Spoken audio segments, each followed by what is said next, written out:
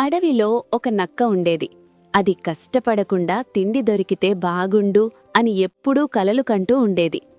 అలా పగటి కలలు కంటూ నక్క నిద్రలోకి జారుకుంది.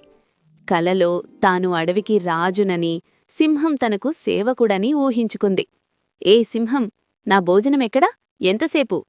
నిజంగా సింహం నక్క ముందు నిలబడి గర్జిస్తూ, ఏమన్నావ్? నన్నే ఆజ్ఞాపిస్తావా? నక్క ఉలిక్కిపడి సింహం భయంతో నక్క ప్రాణాలు అరచేతిలో పెట్టుకుని పరుగులంకించుకుంది. పరిగెత్తి పరిగెత్తి చివరకు అడవి దాటి దగ్గర్లో ఉన్న ఒక ఊరిలోకి ప్రవేశించింది.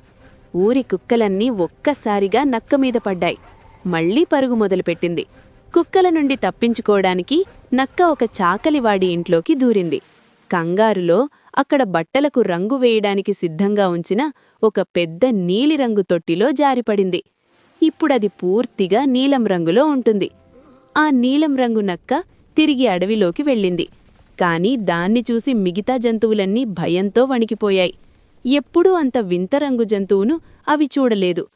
అందరూ నన్ను చూసి భయపడుతున్నారు అని నక్కకు ఒక ఉపాయం తడుతుంది.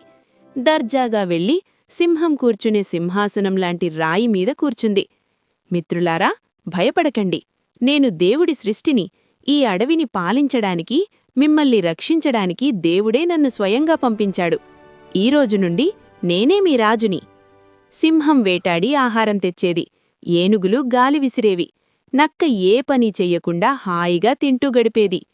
కాని ఒకరోజు సాయంత్రం దూరంగా వేరే అడవి నుండి కొన్ని నక్కలు ఊలవేయడం వినిపించింది. ఆ శబ్దం వినగానే మన నీలినక్క తనని తాను మైమరిచిపోయింది. పుట్టుకతో వచ్చిన గుణం కదా, ఆపుకోలేక అది కూడా గట్టిగా ఊలవేయడం మొదలుపెట్టింది. అరే, ఇది మన పాత నక్కే, మనల్నింతకాలం మోసం చేసింది.